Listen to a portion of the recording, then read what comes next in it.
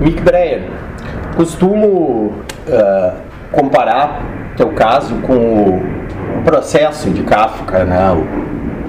A personagem Joseph K., né, que levada para execução, era perguntado: és culpado ou inocente? E Joseph K. diz assim: inocente de quê? Te pergunto, és inocente ou nem sabe responder se és inocente de quê, porque não há uma ação penal contra ti ainda? Olá, Rafael, primeiro eu agradecer aí a tua disposição de conversar com a gente. E quero começar dizendo o seguinte, né? A nossa Constituição é muito clara, né? Todos são inocentes até que se prove em contrário. Então quem tem que provar se a gente é culpado ou não é quem acusa. Inclusive, numa das falas que fiz esses tempos, eu disse: tem que provar minha inocência. Até falei com meu filho que mora em São Paulo, Pedro. Ele disse: não, só um reparo, tu não tem que provar nada. Quem tem que provar que tu é culpado são os outros. Então tem uma acusação, tem uma investigação, mas não tem nada formalmente encaminhado, nenhuma denúncia formal contra a minha pessoa, contra o meu mandato. Tu responde uma ação penal ou não responde? Ainda não. Não está formalizado. Um ano depois, não há uma formalização de uma ação penal. Um ano depois de ser afastado da prefeitura, claro, depois teve a outra questão da cassação da chapa, que é outra coisa, mas nem formalizada a denúncia. Portanto, eu sou inocente de todas as acusações. Quem tem que provar que eu não sou é quem faz a acusação.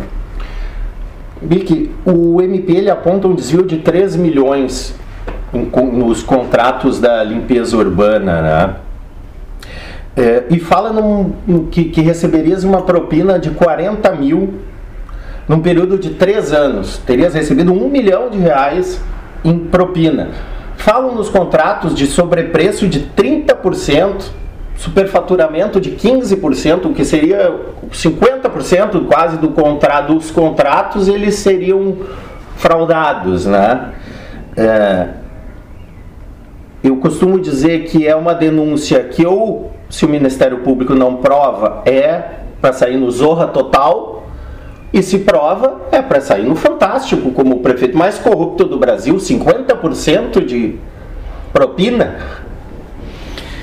Algumas coisas que foram ditas, Rafael. Primeiro, eu quero dizer o seguinte: não tem nenhuma possibilidade, qualquer contrato, em qualquer prefeitura do Brasil, de ter um desvio nesse percentual, por exemplo. A gente já ouviu falar muitas vezes, em outros governos, em outras coisas, até em processos que aconteceram, de desvio de 10%, 15%, sei lá quantos por cento. Agora de 30%, 40%, 45%. Primeiro que isso não se viabiliza. Ninguém vai trabalhar para ter que desviar metade do valor do contrato. Segundo, se isso fosse verdade, o contrato seguinte do recolhimento do lixo, por exemplo, teria que ser muito mais barato. E o que aconteceu em Cachoeirinha?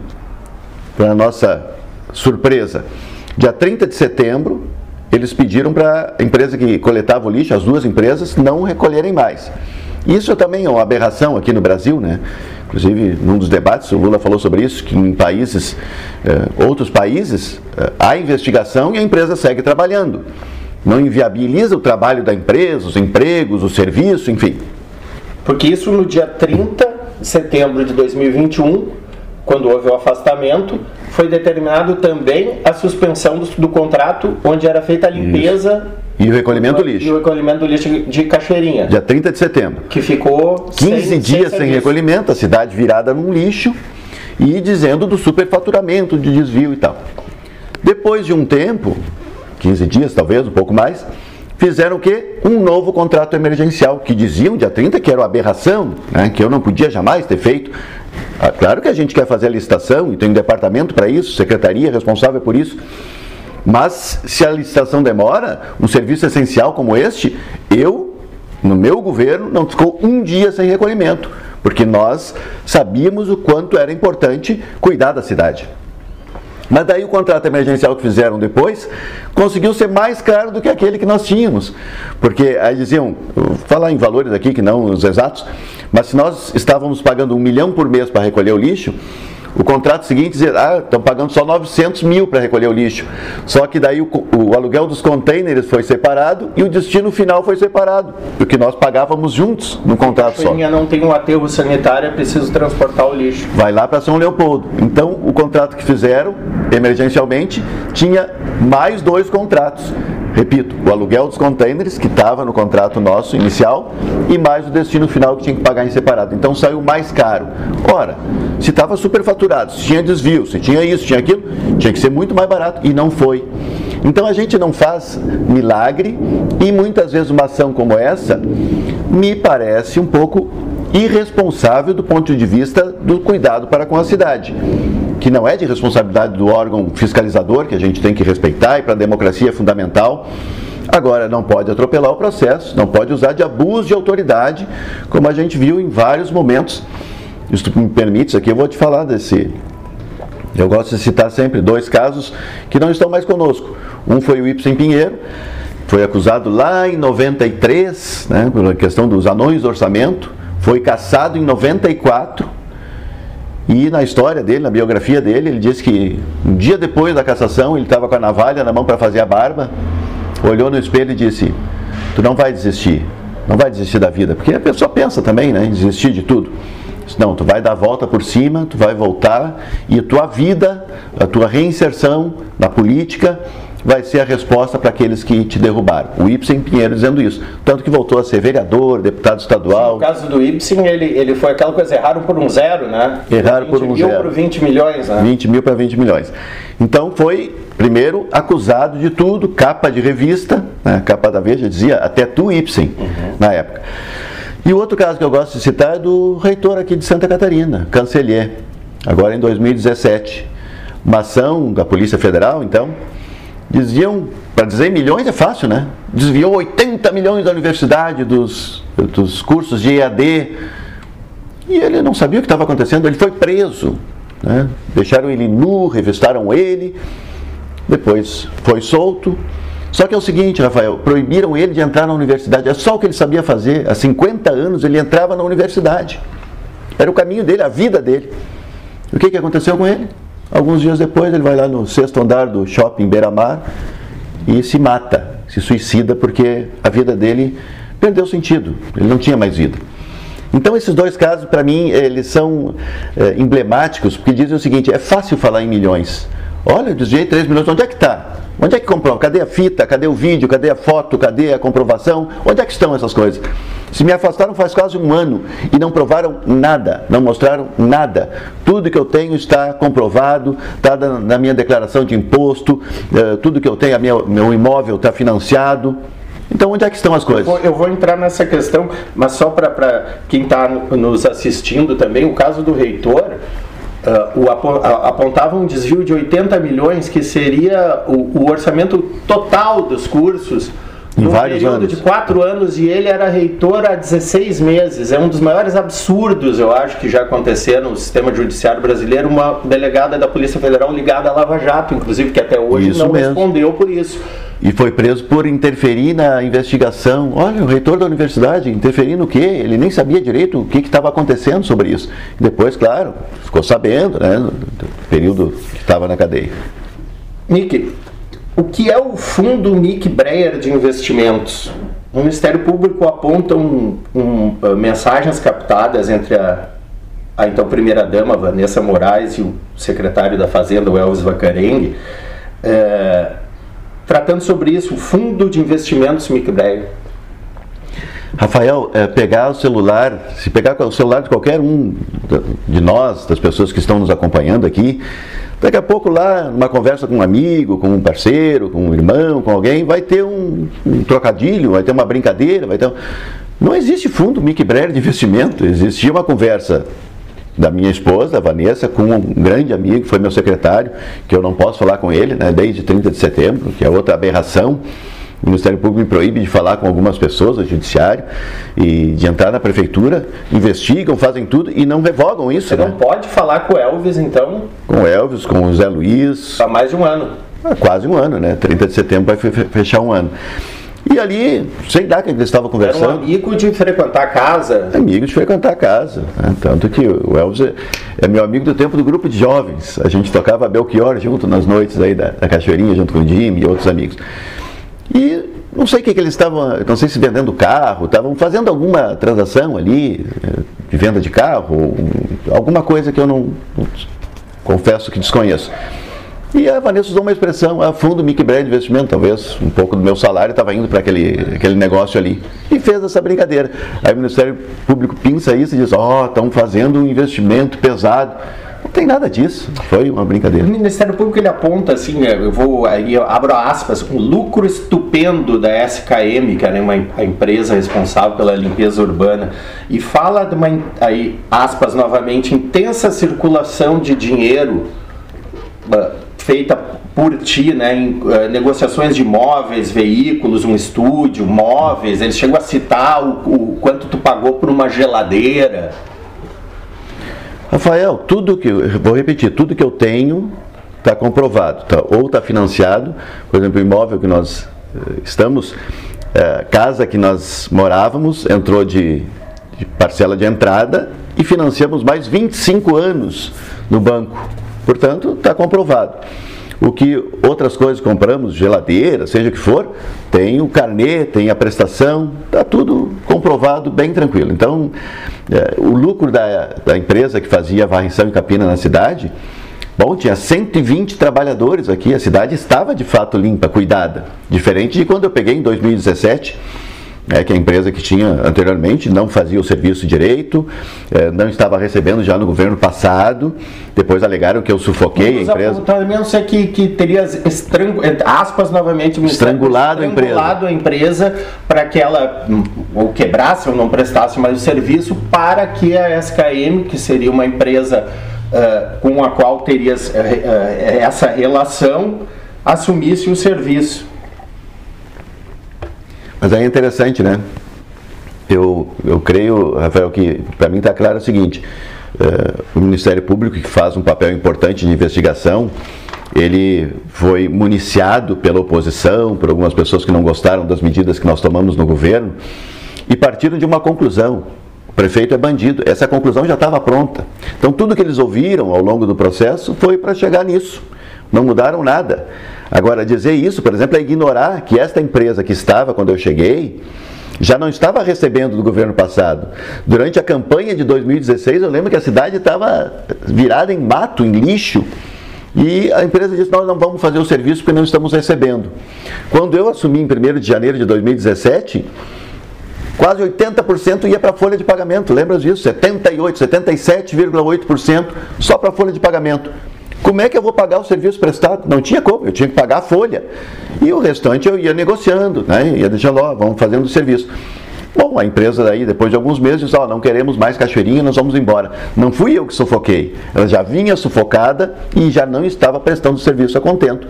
Aí fizemos um contrato emergencial, que claro, estava recebendo um dinheiro volumoso, sim, era um contrato com mais de 100 pessoas trabalhando, cuidando da cidade, varrendo, pintando os cordões, a cidade estava bonita e bem cuidada.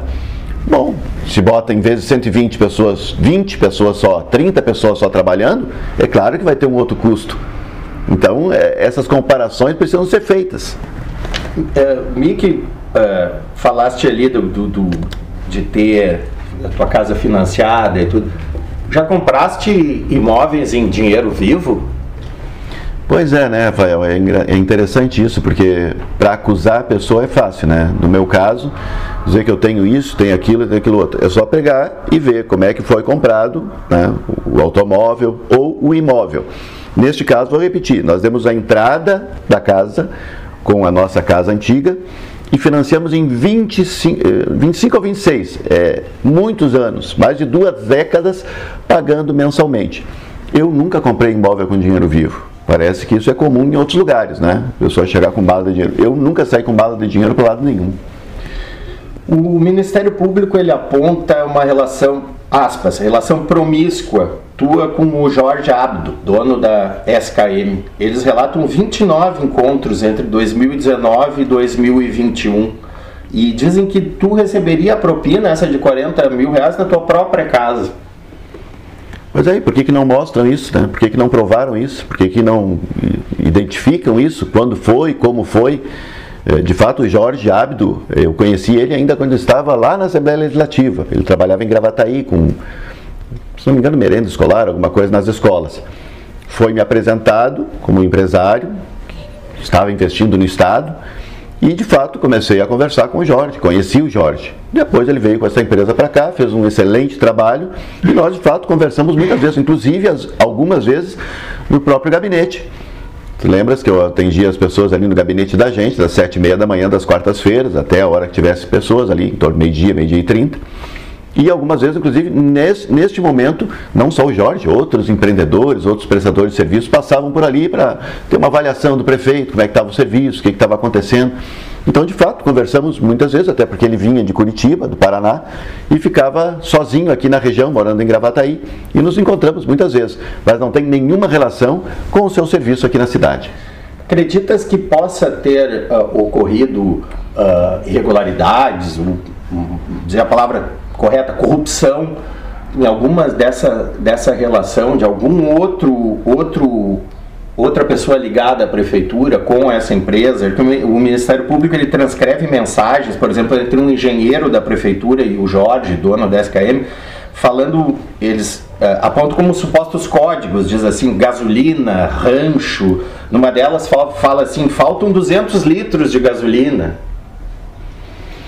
Pois é, Rafael, uma prefeitura como a nossa aqui, com um número importante de servidores, é bom lembrar também que nós tínhamos 19 secretarias no governo antes de nós chegarmos, e nós baixamos para 12. A gente não tem como controlar tudo, né? Tem órgãos de controle, a gente fazia reunião semanal do secretariado para saber como é que estava acontecendo, o que estava acontecendo, como eram feitos os processos licitatórios. Pode ter havido, em algum momento, alguma relação com algum servidor e tal? Pode haver em qualquer lugar. A gente não tem como controlar tudo. Agora, dizer que toda a relação com os prestadores de serviço era uma relação, como é que chama? Promíscua, ou com fins... enriquecimento ilícito. Querendo enriquecimento ilícito, se completar, enfim, é uma avaliação equivocada, né? Precipitada do Ministério Público, né? Nós tínhamos absolutamente confiança dos nossos secretários e sabíamos que o serviço estava sendo bem feito. Tivesse um afastamento de 180 dias, depois os outros 180 dias, né, e a segunda operação, tudo isso que eu questionei era da operação proximidade, né? A outra ousadia diz que os crimes teriam sido continuados. Pois é, e não provam os crimes na primeira operação e dizem que poderiam ser continuados os crimes na segunda operação. Quais crimes? Por que não provaram? E por que afastam o prefeito eleito legitimamente pelo voto popular? Isso, na minha avaliação, tudo bem, que tem que afastar, às vezes, para fazer uma investigação, mas tem que ter celeridade no processo, né, Rafael? Um prefeito que tem 4 anos de mandato, que é o nosso caso, eleitos em 2020, iria até 31 de dezembro de 2024. Aí, simplesmente, 1 ano se tira do cargo, né, eleito pelo povo, para fazer uma investigação que não anda, que não aponta, que não faz a denúncia formalizada, que não chega a lugar algum. Então, me parece que é um equívoco e é uma criminalização da política nesse sentido.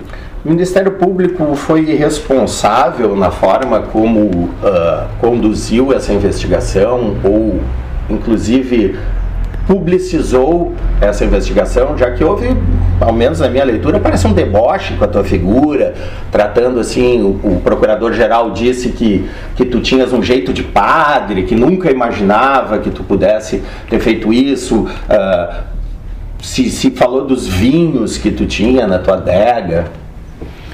Olha, Rafael, eu quero dizer que no regime democrático que a gente vive, os órgãos de controle são fundamentais. O judiciário, o legislativo tem seu papel, o executivo, enfim, todos eles, inclusive o Ministério Público, são órgãos fundamentais para a democracia. Agora, é claro que há equívocos, como nós citamos aqui, a questão do Ipsen Pinheiro lá atrás, a questão do Cancelier, que foi dentro da Lava Jato, que não provaram nada e acabou o reitor se suicidando. Então, eu acredito que a instituição tem que ser muito respeitada e a gente tem que valorizar muito. Agora, há pessoas que se equivocam. E nesse meu caso, aqui dia 30 de setembro, foi um equívoco muito grande do Ministério Público. Primeiro, de ter publicizado. Só para tu saberes, a minha sogra chegou na minha casa aquela manhã, enquanto ainda estavam lá, né, investigando e fazendo a busca e apreensão.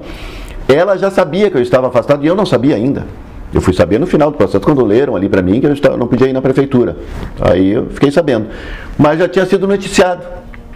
Quer dizer, isso a lei do abuso de autoridade, inclusive que tem o nome Lei Cancelier, né, depois do suicídio do reitor, ela diz claramente que não se pode divulgar. Os jornalistas chegaram, alguns, antes do próprio MP na prefeitura, antes de eu saber, como eu disse agora, que eu seria afastado, muita gente já sabia. Então, isto é um equívoco. O juízo de valor que foi feito, né, por alguns membros do MP, tu citaste um aqui que meio que debochou, um jeito de padre. Claro, eu estudei no seminário, né, posso ter ficado com um pouco de jeito de padre, mas isso não pode ser usado durante uma operação que, repito, um ano depois, nada foi formalizado, nada foi provado. Então, que escândalo foi esse? Que tanta prova cabal era essa, que tinha malas, sacolas, que tinha vídeos, onde estão? Não apareceram porque não existem. Foi apreendido na tua casa apenas 8 mil, é isso? 8 mil que eu mostrei, que inclusive circulou, né? Vazaram um vídeo ali que de fato nós comprovamos e está na nossa declaração de imposto de renda. E tinha mais alguns trocos lá, alguns com dinheiro em espécie com a Vanessa por conta do seu estúdio. Foste cassado por abuso de poder econômico e político, supostamente por ter liberado vantagens para servidores durante o período eleitoral. Cachoeirinha, na época, estava em estado de emergência ainda pela Covid, né? É exatamente a mesma coisa que o Bolsonaro faz agora com o auxílio durante o período eleitoral, mas tu estás cassado. E por mais contraditório que possa parecer, né, Rafael? Nós que começamos em 2017, ficamos numa greve de 60 dias em frente à prefeitura. Nós tivemos que tomar medidas duras, né? Como eu disse, né? Reduzimos o número de secretarias, depois reduzimos o salário do prefeito e do vice, inclusive, e tivemos que tirar algumas vantagens que eram impagáveis, né? As pessoas estavam largando o concurso de Porto Alegre, de Novo Hamburgo, de Gravataí para vir para Cachoeirinha, porque aqui se criou, né, um trato com servidores que não existia em outros lugares e, como eu disse, era impagável, tanto que chegamos a 80% de gasto com folha. Aí fui acusado naquele período de, né, querer massacrar os servidores. E por ironia do destino, a chapa nossa foi cassada em 2021 por ter dado benefício aos servidores, que era um processo que não tinha nada a ver com o prefeito diretamente. Era aquela VPP, vantagem pessoal permanente, que alguns estavam lutando na justiça para ter direito naquilo e tiveram, e saiu no período eleitoral, né, a efetivação daquela vantagem. Tanto que foi tão bem explicado pelo nosso advogado André Lima, que é o nosso advogado eleitoral, e o procurador do município, Diego, esqueci o sobrenome agora, ele explicou tão bem aqui na primeira audiência, no primeiro grau, que a juíza eleitoral aqui, de Cachoeirinha, e o MP local aqui, que estavam acompanhando aquela audiência, disseram que não tinha nenhuma relação com a disputa eleitoral, tanto que nós vencemos aqui. Né? Sim, fosse absolvido aqui na primeira instância. Acha então que também o que enfrentaste, essa outra questão criminal, né? Porque essa é uma questão eleitoral, influenciou depois no julgamento do TRE da questão eleitoral? Isso maculou, sem dúvida alguma, né? Tanto que a oposição aí leva para o TRE, que sem saber do que estava acontecendo aqui, né? Por isso que eu digo, a juíza que conhecia a cidade, que viu o que aconteceu, que sabe os direitos dos servidores, que ouviu a explicação a contento aqui, disse que nós não podíamos perder o nosso mandato por conta daquilo. Mas o TRE, já com outro processo também... Porque esse pagamento, ele chegou a... foi no máximo 100 mil, né? Isso num orçamento de 500 milhões. Isso aí. Quer dizer, qual é o poder econômico, o abuso de poder econômico ou poder político dentro desse contexto, né? Que alguns, eu não vou saber quantos agora também, mas eu acho 19. Que 19 servidores tiveram acesso a uma vantagem e vou te dizer, se a gente pegar nome por nome, deve ter uns 9 ou 10 que não moram em Cachoeirinha, por exemplo, e um desses beneficiados foi a candidata a vice-prefeita da outra chapa. Jaque Ritter, que inclusive assina a ação, acho, De denúncia. Isso, de denúncia. Junto com o doutor. Ela não assina o partido, né? Sim. Ela não bota o nome, mas o partido assina. Então, foi para ganhar voto isso? Claro que não, era um direito dos servidores que eles estavam reivindicando e aconteceu de sair naquele período. Que eu, inclusive, eu lembro de ter perguntado, vem cá, mas pode isso nesse período? Resposta dos que estavam assessorando, da Procuradoria, não, isso não tem nada a ver com o período eleitoral. Havia um parecer da Procuradoria autorizando. Já havia parecer dizendo, não, isso é um direito deles, portanto, não há problema. E acabou virando a nossa cassação, que é importante que se diga também, está no 3º grau, né? A pergunta que eu ia te fazer, tem esperança de voltar ao cargo?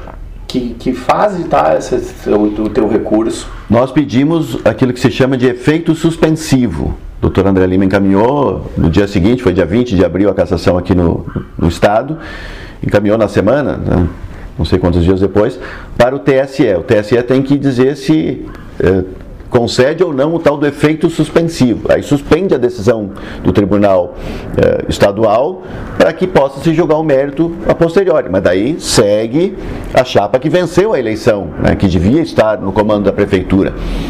Eu tive mais esperança, né, Rafael? Hoje, eu até usei essa expressão esses dias, estou meio que à espera de um milagre, né?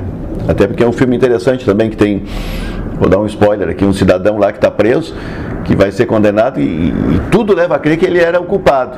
E ele acabou, o filme mostra que ele não era o culpado, mas todo mundo achava que tinha que ser, enfim, ir para a pena de morte. Mas aí a gente espera que o TSE nos próximos dias possa dizer, não, tem um equívoco aqui, nós temos que avaliar melhor Cachoeirinha e não pode ter eleição. Porque uma nova eleição ela foi marcada sem o trânsito julgado desse teu processo de cassação, né? Até existe, não é um ineditismo, né? Sim. Isso vinha acontecendo já, os tribunais regionais eleitorais cassavam, já era marcada a nova eleição, mas não há um trânsito julgado ainda sobre a tua cassação. Com todo respeito aos processos jurídicos que a gente tem que ter, né? Decisão judicial, como a gente fala, tem que ser cumprida, né? Isso é tranquilo. Mas que é estranho, né, Rafael? E eu já tinha ouvido isso em outros lugares, por isso que eu vou repetir o que eu acho. Não pode se marcar uma nova eleição se ainda tem processo grau de recurso, né? Se não houve o trânsito em julgado, quer dizer, encerrou aqui, não tem mais como voltar o prefeito que está afastado, aí tudo bem. Agora, no nosso caso de Cachoeirinha, já teve em Garibaldi, teve em outros municípios, marca-se uma eleição sem ter o processo concluído. Não, aí não tem cabimento. É mais ou menos como... Vou usar um exemplo aqui agora, que a gente pode falar, né? A lei brasileira diz o seguinte, o presidente é candidato à reeleição e o vice tem que assumir, se ele viaja. Agora, o nosso presidente viajou para Nova York, para Londres, e o vice, ele é candidato ao Senado aqui no Rio Grande do Sul, ele teve que arrumar uma viagem, ele foi para o Peru, porque se ele estivesse no Brasil, ele tinha que assumir, aí ele fica inelegível. Olha, não precisa ir para o Peru, né? A lei tinha que prever esse caso, ele é candidato, não pode assumir, vai para o presidente do tribunal, sei lá. Mas enfim, são algumas lacunas da lei que têm que ser revistas. Nesse caso, eu considero uma insanidade, né? Quer dizer, marcar uma eleição ainda tendo grau de recurso. Disseste em entrevista recente à RBS que dia 30 de setembro de 2021 decretaram a tua morte política. O Mickey abandonou a política da disputa na urna do voto? Olha, Rafael, eu até usei uma frase que eu gosto muito do nosso grande Belchior, né? Ele dizia, e a gurizada gosta muito também, o ano passado eu morri, mas esse ano eu não morro. De fato é um baque muito grande, né? Eu posso dizer o seguinte, eu fui eleito a primeira vez vereador em 92. Tu estavas em Gravataí, tu lembra disso, né? Eu fui o segundo mais votado. Um guri novo, enfim, tinha 20 e poucos anos. Depois fui vice-prefeito, fui o vereador mais votado da história de Gravataí em 2000, até ali, né? Depois fui secretário municipal, tinha sido de assistência de governo, fui secretário de educação em Cachoeirinha, fui deputado eleito 3 vezes, fui secretário de Estado, fui presidente da União de Parlamentares do Mercosul, quer dizer, eu tomei posse lá em Buenos Aires, né, com deputados aqui de vários países. Fui vice-presidente da UNALI, a União Nacional dos Legisladores Estaduais, né, de todos os deputados do Brasil. E participei de 11 eleições diretamente, concorrendo. Fui vencedor em 8. Em 3 delas, que eu fui a deputado estadual 2 vezes e uma federal, não me elegi. Então eu de certa forma, tenho um orgulho da minha caminhada. São 30 anos de vida dedicada a boas causas. A boas causas. Eu coordenei a frente da criança e adolescente, eu fiz um debate sobre suicídio importante na Assembleia, eu fiz leis municipais ali de acessibilidade, quando eu fui vereador em Gravataí, para que os ônibus tivessem acessibilidade, isso lá no início, antes ainda, no século passado, que não se falava tanto sobre isso. Eu fiz um debate sobre a questão LGBTQIA+, que a gente chama agora, em 94, na Câmara de Vereadores de Gravataí, que foi um debate forte, porque eu tinha uma visão de que a política não é só cuidar das questões do buraco da rua, que é importante também, mas é colocar as questões maiores. Eu, quando prefeito, por exemplo, peguei o secretário aqui de Assistência Social, nós fomos lá em Roraima e negociamos com o Ministério a vinda de 40, foram 40, né, agora, enganou o número, ou mais, mas enfim, de alguns venezuelanos que estavam, né, em guerra, com fome, com problemas, para dizer o seguinte: Cachoeirinha não é só uma cidadezinha que está entre Porto Alegre, Gravataí, Canoas, não, é uma cidade importantíssima, mas que deve ser colocada num contexto, né, de solidariedade universal, de amor ao próximo, de compreensão da política. Então, quando eu digo que dia 30 de setembro decretaram minha morte política, é um pouco nesse contexto. Eu não sei o que vai ser do futuro, né? Mas é muito triste ver o que acontece com algumas figuras públicas, e por isso que eu gosto de citar esses dois que já foram, que nós já falamos, que é o Ibsen Pinheiro e o Canceller, que nem era da política, era da universidade, mas tantos outros, né, que foram afastados, depois nada se provou, mas isso para a carreira é muito triste. Tiveste a tua casa com uma busca e apreensão, né? Pessoas chegando na tua casa, entrando na tua casa de madrugada, né? És apontado como um chefe de uma organização criminosa, né? Que teriam, como se a prefeitura tivesse criado uma empresa de limpeza urbana para fins de enriquecimento ilícito teu e do dono da empresa, tudo isso. Como manter a sanidade, se sentindo injustiçado? Pois é, Rafael, o baque nesse momento, assim, quando acontece uma operação dessas, é muito forte, né? E na verdade, essa coisa de que aconteceu com alguns, de pensar em desistir de tudo, inclusive da vida, passa na cabeça da gente, né? E aí eu, como gosto de música, tu conhece bem, tem uma música da Ângela Rorô que também me faz pensar muito. Ela fala de um cenário de suicídio, mas lá pelas tantas ela diz o seguinte, que a vida é bela, só nos resta viver, né? E a questão importante nesse momento é pensar que existe vida para além daquilo que está acontecendo, né? Claro que eu ser tirado, né, da prefeitura desta forma, de ser impedido de falar com algumas pessoas, amigas minhas, que eram, que trabalhavam comigo, e com esta pecha, é muito triste. Eu lamento muito, assim, pela minha esposa, pela Vanessa, pela minha mãe, Dona Ives, pela minha irmã, Mag, alguns cunhados, as pessoas que nesse momento ficaram próximos da gente, né? Eu lamento muito por eles. Mas, e no meu caso, como manter a sanidade? Eu aproveitei o tempo para ler muito, escrevi muito, enfim, olhei algumas coisas que não tinha tempo de olhar. Eu sempre cheguei muito cedo no serviço, né? Inclusive a primeira operação em 1º de junho de 2021, eu já estava chegando na prefeitura. Quando me ligaram, a Vanessa me ligou, eu tive que voltar para casa, eu já estava fora. Eles chegaram cedo, mas eu gostava de chegar cedo. A gente tem que compreender que a vida deve ser vivida com plenitude, tá? Se não pode ser vivida dentro da política, nesse caso, ou daquilo que a gente gostaria de estar fazendo, a gente tem que buscar outras formas. Te sente vítima de uma perseguição do Ministério Público, Judicial? E, caso sim, por quê? Olha, Rafael, eu me sinto injustiçado, né? Porque acredito que foi precipitada a operação e a conclusão, como eu disse, a conclusão já estava pronta e tentaram, né, chegar em tudo que foi investigado. Mas tem um fato que me parece bem importante, que foi em dezembro, 23 de dezembro de 2016, quando eu estava ainda deputado e já estava eleito prefeito, portanto, e foi encaminhado um projeto para a Assembleia, que estava sendo votado naquele dia, um projeto eles chamavam de duodécimo, que era o seguinte: o governador Sartori, do qual eu fui secretário, inclusive, de Estado, ele diz: olha, o que nós temos que dividir para os poderes, para o Judiciário, para o MP, para a Defensoria, não é o que está previsto no orçamento, mas é o que está arrecadado. Que parecia óbvio, né? Óbvio, tem que dividir o que está arrecadado. Não, mas era dividido, o Estado tinha que repassar o que estava previsto no orçamento. Portanto, era sempre maior do que era arrecadado. E naquele dia, eu, ingenuamente, achei que era a coisa mais tranquila na Assembleia. Claro, todo mundo vai votar a favor desse projeto, né? Chegando na Assembleia para votação, tinha uma pressão muito grande lá de alguns membros do Judiciário, do Ministério Público, amigos meus que eu conhecia, que eu conversava, né? Amigos não, colegas, assim. E eu achei estranho eles pressionando para que a gente não votasse a favor daquele projeto. Eu disse: não, me desculpem, né? Mas eu tenho responsabilidade. Não era por ser base do governo, mas por pensar no Estado, acreditava que tinha que ser exatamente daquela forma, repartir com os poderes o que é arrecadado. Muito bem, essa discussão ela demorou um pouquinho, né? Ela foi extensa.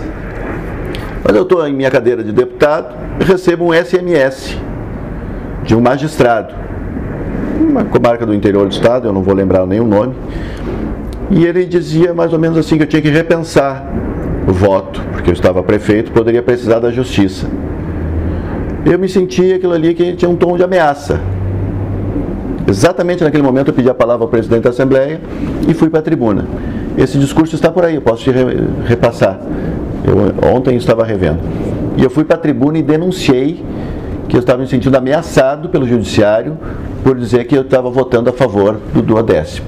E naquela noite, inclusive, não passou, isso era tarde da noite já, não passou aquele projeto. Pode ser, eu não gosto de achar que tem perseguição em tudo, e achar chifre em cabeça de cavalo, como a gente fala, mas aquilo ali me parece que aquele futuro prefeito botou um alvo nas costas e, na dúvida, depois, em qualquer investigação, eles iam dizer: não, mas esse aqui nos desafiou lá, nos denunciou, então nós vamos tratar diferente. Daniel Bordignon também mexeu com essa questão do orçamento do Judiciário e foi impugnado, mas deve ser uma coincidência. Miki, não perdeste os direitos políticos, pode votar. Qual é o teu candidato a deputado estadual? É o Stedley, candidato de Cachoeirinha? Olha, Rafael, eu sou um cara que sempre tive uma compreensão assim de ser partidário, né? Eu tive uma escola política desde que comecei a militar, e eu estava lembrando esses dias, Rafael, eu já novo, em 84, ainda estava no seminário, começando aqui no seminário de Gravataí, São José. Tinha terminado o ensino médio, ainda antes da faculdade tinha um curso chamado propedêutico.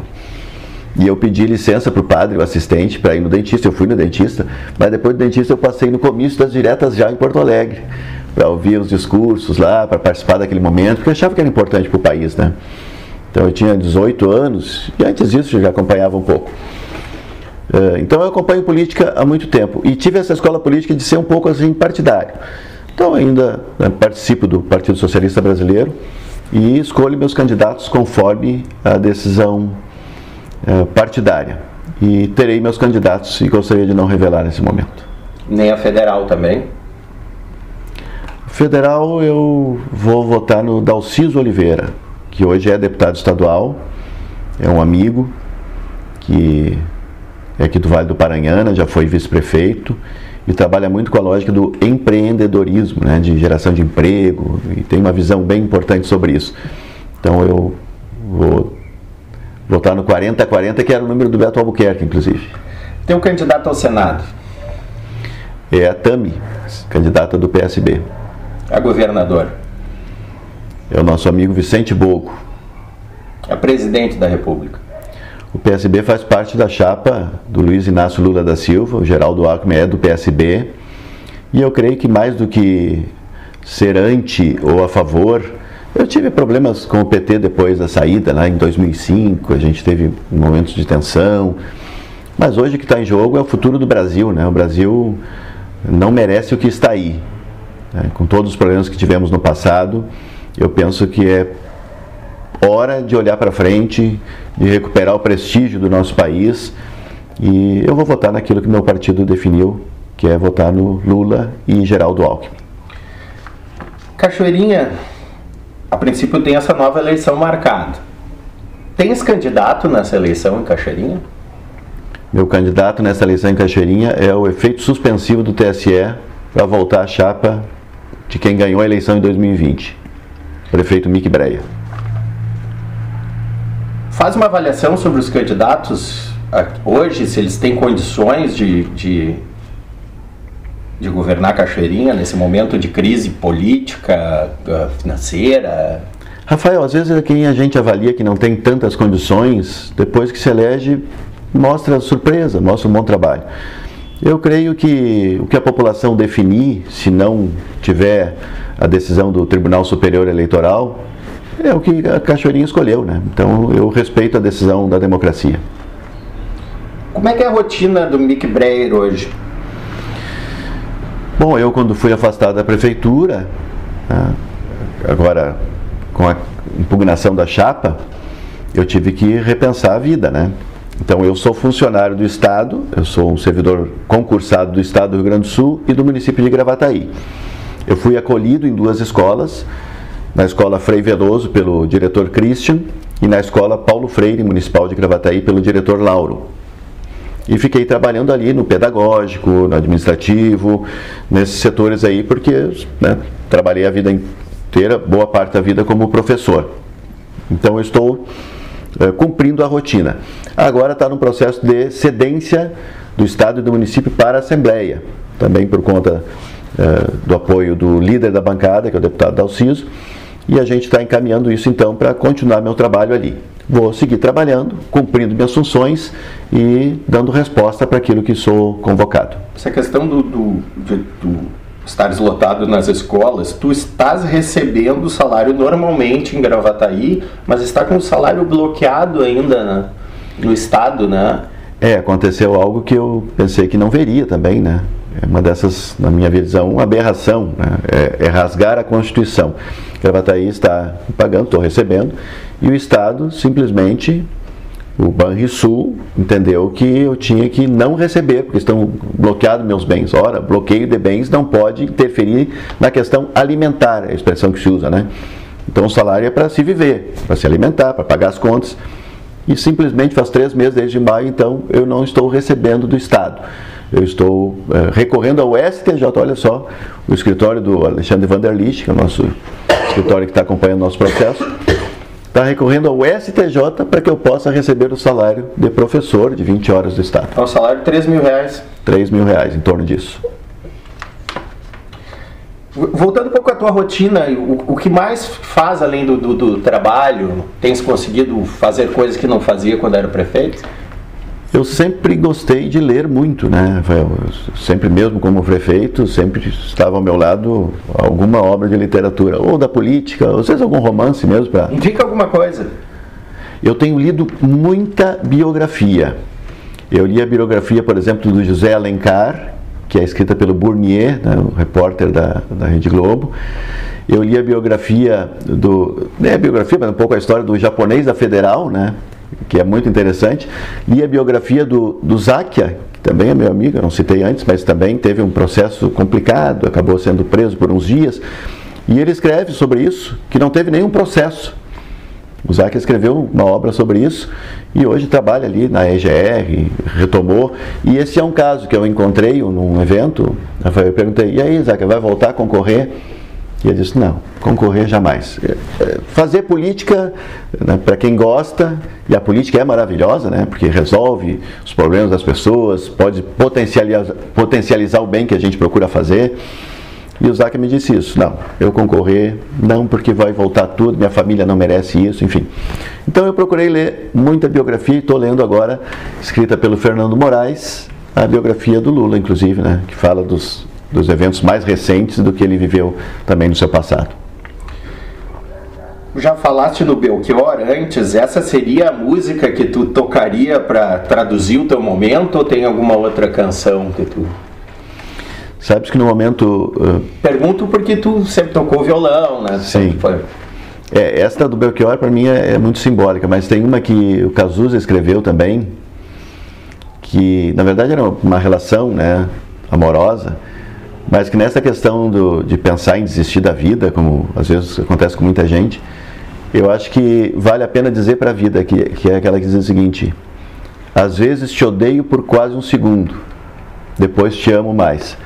E quando a gente está muito chateado, muito para baixo, a gente meio que odeia a vida, eu não quero mais viver, né? Bom, acabaram comigo, a vida não tem mais sentido. Mas pensar um pouquinho mais, não, mas a vida é muito bela, né? Então, se eu te odeio por quase um segundo, depois te amo mais. A gente tem que amar a vida, amar as pessoas que ficam com a gente nesse momento. Eu sempre usava uma expressão também, Rafael, que diz: muita gente não é amigo nosso, é amigo da cadeira, é amigo do cargo. A gente sabe que isso existe em todo lugar. E nesses momentos mais difíceis, mais do que nunca aparece isso. Então, eu respeito e amo muito aqueles que estendem a mão no momento difícil. Então, essa do Cazuza, para mim, também ela é importante. A vida tem que ser amada e tem que ser vivida com intensidade. Miki, agradecendo a tua entrevista, a tua transparência, ter respondido todas as perguntas sem nenhum tipo de combinação prévia. Deixa uma mensagem, então, para aqueles que acreditam e não acreditam em ti, olhando para a câmera, assim, as pessoas mesmo. Eu quero dizer para as pessoas, especialmente aquelas que acreditaram em mim primeiro, né, confiaram no meu trabalho, né, na prefeitura de Cachoeirinha, como deputado, como vereador e vice-prefeito lá em Gravataí, que podem ter certeza que eu procurei sempre fazer o que é correto. Claro que a gente pode errar ao longo da história, como se erra no trabalho da gente, se erra na família, mas a gente procura fazer o que é correto. E eu procurei sempre fazer o correto. Fui denunciado, né, de forma infundada, fui afastado, infelizmente, sem prova alguma. Mas quero dizer que as pessoas precisam continuar acreditando na boa política. A gente tem que continuar escolhendo bem os nossos representantes. A eleição que nós temos daqui a uns dias, por exemplo, ela é importantíssima para o futuro do Brasil, para o nosso Estado, né, para os nossos deputados, senadores, enfim. Então, continuem acreditando, podem continuar, e quem me conhece sabe, continuar confiando em mim, e eu vou continuar também trabalhando com a mesma intensidade com aqueles que me respeitam, me conhecem e sabem da minha idoneidade. E que Deus abençoe todo mundo.